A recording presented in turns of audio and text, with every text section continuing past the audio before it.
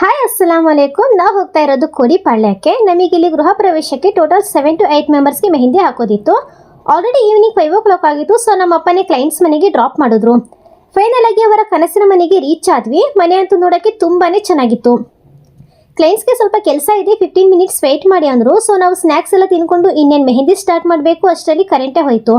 ಮತ್ತು ನಮಗೆ ಲೇಟ್ ಆಗುತ್ತೆ ಅಂತ ನಾನು ನಮ್ಮ ಸಿಸ್ಟರು ಟಾರ್ಚ್ ಹಾಕೊಂಡೆ ಮೆಹಂದಿ ಸ್ಟಾರ್ಟ್ ಮಾಡಿದ್ವಿ. ಕರೆಂಟ್ ಇಲ್ಲದೆ ಇರೋ ಕಾರಣ ಸ್ವಲ್ಪ ಜನ ಮೆಹಂದಿ ಹಾಕೊಂಡು ಹಾಗೆ ಹೋಗ್ಬಿಟ್ರು, ಫೋಟೋ ಶೂಟ್ ಮಾಡೋಕ್ಕೂ ಆಗಿಲ್ಲ. ಸ್ವಲ್ಪ ಹೊತ್ತಾದಮೇಲೆ ಕರೆಂಟ್ ಬಂತು. ಫೈನಲಿ 3 ಮೆಂಬರ್ಸ್ದು ಡಿಸೈನ್ ಹೇಗಿದೆ ಅಂತ ಕಮೆಂಟ್ ಮಾಡಿ.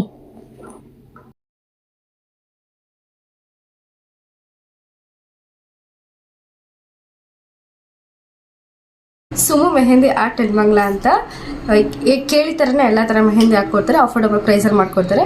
ಎಲ್ಲರೂ ಇವ್ರನ್ನ ಬುಕ್ ಮಾಡ್ಕೊಳ್ಳಿ, ಚೆನ್ನಾಗಿ ಹಾಕ್ಕೊಡ್ತಾರೆ. Thank you. ಹಾಂ, ನಿಮಗೂ ಇದೇ ಥರ ಮೆಹಂದಿ ಬೇಕು ಅಂದರೆ ಸ್ಕ್ರೀನ್ ಮೇಲೆ ಕೊಟ್ಟಿರೋ ನಂಬರ್ಗೆ ಕಾಲ್ ಮಾಡಿ ಬುಕ್ ಮಾಡ್ಕೊಳ್ಳಿ. Thank you.